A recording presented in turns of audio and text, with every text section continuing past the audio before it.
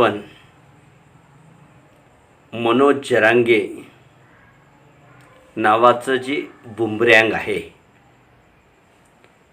हे नेमकं कोणावर उलटणार या मुद्द्याची चर्चा जी आहे ती चर्चा करणार आहोत. कारण अंतरवाली सराटी गावामध्ये मनोज जरांगे पाटील यांनी परत मराठा आरक्षणाच्या प्रश्नावरून उपोषण सुरू केलेलं आहे. याआधी मराठा आरक्षणाच्या प्रश्नावर त्यांनी केलेलं उपोषण किंवा त्यांनी घेतलेली जी ऐतिहासिक सभा होती या सभेला विशेषतः मराठा समाजाकडून अभूतपूर्व प्रतिसाद लाभला. कधी नव्हे एवढ्या मोठ्या प्रमाणावर मराठा समाज मराठा आंदोलनाच्या निमित्ताने एकत्र आला. मनोज जरांगे पाटील यांनी यापूर्वी जे उपोषण केलं होतं हे उपोषण सोडावं म्हणून सरकारने त्यांना विनंती केली होती. स्वतः मुख्यमंत्री एकनाथ शिंदे हे उपोषण स्थळी आले होते आणि त्यांच्या हस्ते जरांगे पाटलांचं उपोषण सोडण्यात आलं. हे उपोषण जेव्हा त्यांनी सोडलं त्यावेळेस त्यांनी सरकारला 40 दिवसाची मुदत दिली होती.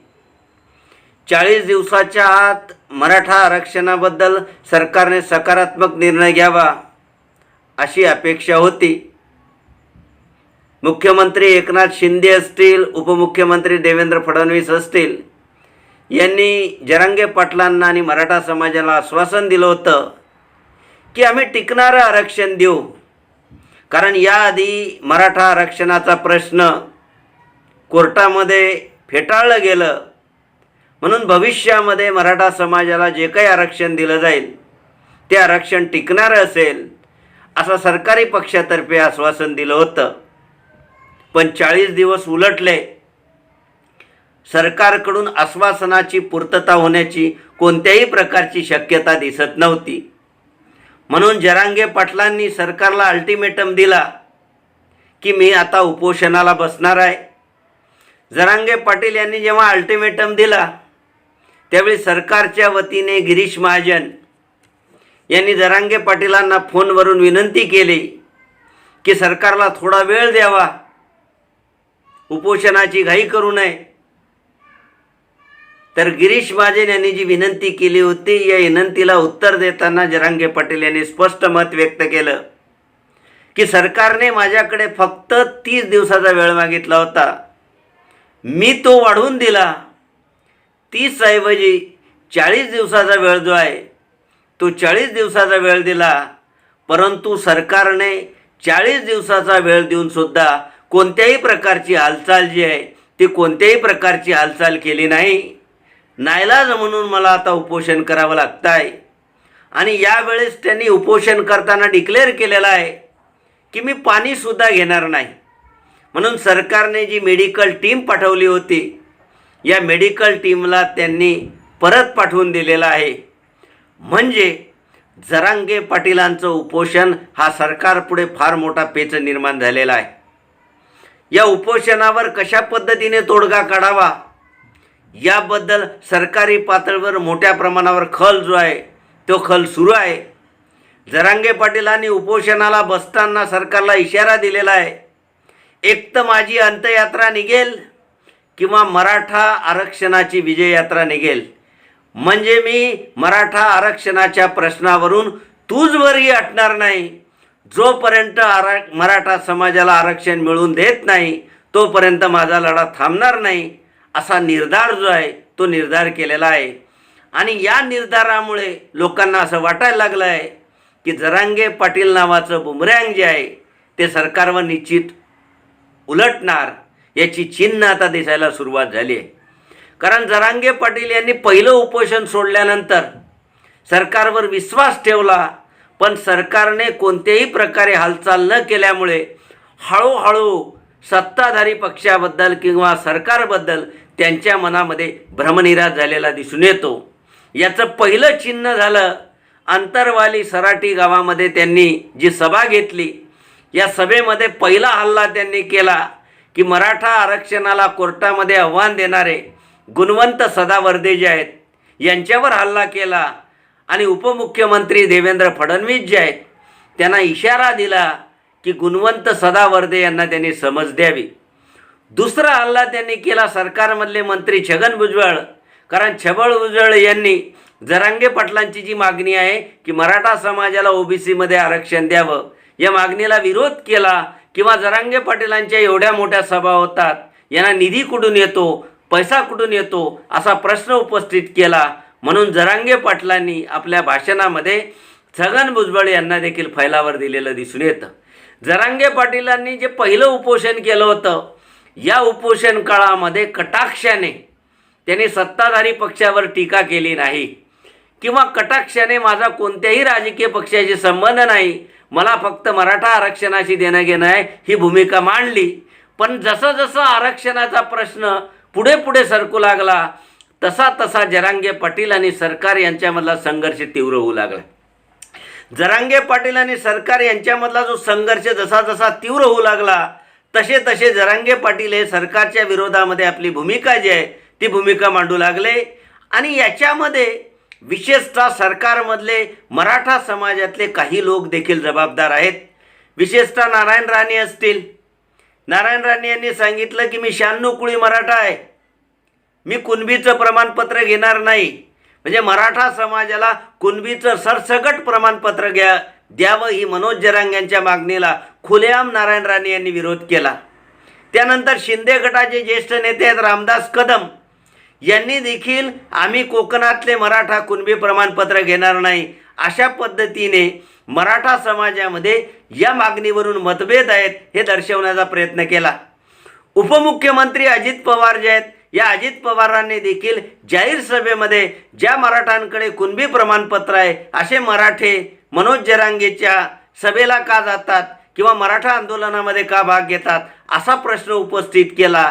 तर या महाराष्ट्रामधल्या 3 दिग्गज नेत्यांनी मराठा समाजामध्ये कुणबी मराठा समाज जो आहे त्याला सरसकट कुणबीचे प्रमाणपत्र द्यायला जाहीर विरोध केला. म्हणून मनोज जरांगे पाटील यांनी 3 नेत्यांचा समाचार घेतला. त्यांनी असं सांगितलं की मराठा आणि कुणबी भाऊभाऊ आहेत, यांच्यात फूट पाडण्याचा प्रयत्न जो आहे तो फूट पाडण्याचा प्रयत्न राजकीय नेत्यांनी करू नये. मराठ्यांना आरक्षण मिळावं म्हणून मदत करता येत नसेल तर कमीत कमी विरोधकाची भूमिका घेऊ नये. आणि या 3 मराठा नेत्यांनी केलेल्या वक्तव्यांमुळे असं चित्र उभं राहिलं की जे सरकारी पक्ष आहे, विशेषतः भारतीय जनता पक्षाचं आघाडीचं जे सरकार आहे हे आघाडीचं सरकार मुद्दामच जरांगेंच्या विरोधामध्ये मराठा नेत्यांना उभं करताय असं चित्र निर्माण झालं. आणि याचा परिणाम असा झाला की मराठा आरक्षणाची मागणी करणारे जे लोक आहेत हे मराठा आरक्षणाची मागणी करणारे लोक सरकार विरोधात चिडले. म्हणून मनोज जरांगे पाटील यांनी उपोषणाला सुरुवात केल्यानंतर शिंदे आणि फडणवीस यांनी जो दिल्ली दौरा केला याच्यावर देखील टीका केली. सरकार वाचवण्यासाठी, सत्ता वाचवण्यासाठी हा दौरा आहे, मराठांच्या प्रश्नाशी त्यांना देणं घेणं नाही. किंवा शिर्डी या ठिकाणी पंतप्रधान नरेंद्र मोदी यांनी जी सभा घेतली या सभेमध्ये देखील मराठा आरक्षणाच्या प्रश्नाबद्दल कोणताही उल्लेख न झाल्यामुळे जरांगे पाटलांनी पंतप्रधान गरिबांना विसरले अशा प्रकारचा आरोप देखील केला. म्हणजे एकंदरीत मराठा आरक्षणामध्ये काम करणारे वेगवेगळे जे नेते आहेत किंवा विशेषतः जरांगे पाटील आहेत, हे जरांगे पाटील सातत्याने सरकारला धारेवर धरत आहेत. कारण जरांगे पाटील यांनी जे आंदोलन सुरू केलं आहे या आंदोलनाला सुरुवातीच्या काळामध्ये सरकारने जी सहानुभूती दाखवली ती सहानुभूती आता राहिलेली नाही. कारण सरकारी पक्षाकडून ज्या प्रमाणात पावलं उचलली गेली होती त्या प्रमाणात आता पावलं जी आहेत ती पावलं उचलली जाता येत नाही.